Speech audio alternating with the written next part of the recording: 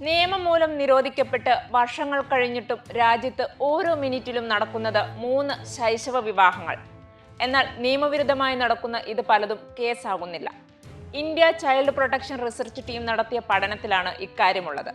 2011 census പ്രകാരം രാജ്യത്ത് ഓരോ ദിവസവും നടക്കുന്നത് 4400 ശൈശവ വിവാഹങ്ങളാണ്. എന്നാൽ കഴിഞ്ഞ 5 വർഷത്തിനിടെ ശൈശവ വിവാഹവുമായി ബന്ധപ്പെട്ട് രജിസ്റ്റർ ചെയ്തത് 3863 കേസുകൾ മാത്രം. നിയമവിരുദ്ധമായി നടക്കുന്ന ഈ ശൈശവ വിവാഹങ്ങൾ തടയാൻ എന്താണ് മാർഗം? പെൺകുഞ്ഞുങ്ങൾ ഇനിയും ബലിയാടാകേണ്ടതുണ്ടോ?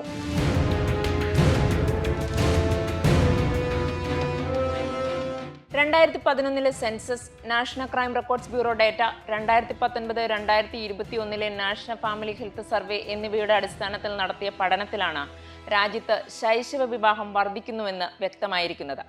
2011 സെൻസസ് പ്രകാരം രാജ്യത്ത് ഓരോ ദിവസവും 4400 പെൺകുട്ടികൾ നിർബന്ധിത വിവാഹത്തിന് ഇരയാകുന്നുണ്ട്. അതായത് ഒരു വർഷം 16 ലക്ഷം പെൺകുട്ടികൾ.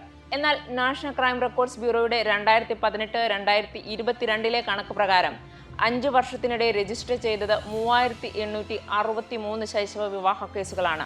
2022 നടന്ന ശൈശവ വിവാഹങ്ങൾ പലതും പുറംലോകം അറിഞ്ഞില്ലെന്ന് ചുരുക്കം. ഓരോ ദിവസവും ആകെ രജിസ്റ്റർ ചെയ്യപ്പെട്ടത് 3 കേസുകൾ മാത്രം. നാഷണൽ ഫാമിലി ഹെൽത്ത് സർവേ നൽകുന്ന വിവരമനുസരിച്ച് 20നും 24 വയസ്സിനും ഇടയിലുള്ള 23.3% സ്ത്രീകളും 18 വയസ്സിന് മുൻപ് വിവാഹിതരായെന്ന് വ്യക്തമായി.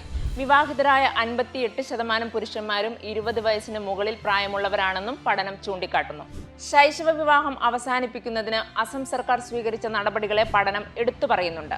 2021-2022 കാലയളവിൽ അസമിൽ 20 ജില്ലകളിലെ 1132 ഗ്രാമങ്ങളിൽ ശൈശവ വിവാഹവുമായി ബന്ധപ്പെട്ട് രജിസ്റ്റർ ചെയ്തത് 3225 കേസുകളാണ്.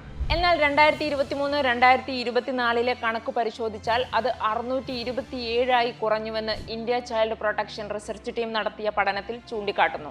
അതായത് 81% കുറവ്. ശൈശവ വിവാഹം നടത്തുന്നവർക്കെതിരെ അസം സർക്കാർ ശക്തമായ നടപടികളാണ് സ്വീകരിക്കുന്നത്. ഇത്തരത്തിൽ കഴിഞ്ഞ ഒരു വർഷം 3000 പേർ അറസ്റ്റ് ചെയ്യപ്പെട്ടു.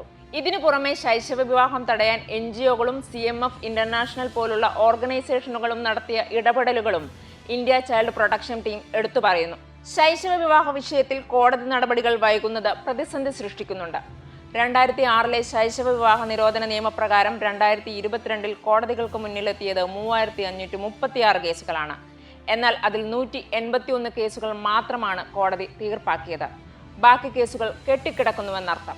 സർക്കാരുകളും നിയമ സംവിധാനങ്ങളും ഫലപ്രദമായാൽ ശൈശവ വിവാഹമെന്ന വലിയ വിപത്തിന് ഒരു പരിധിവരെ പൂട്ടിടാനാകില്ലേ?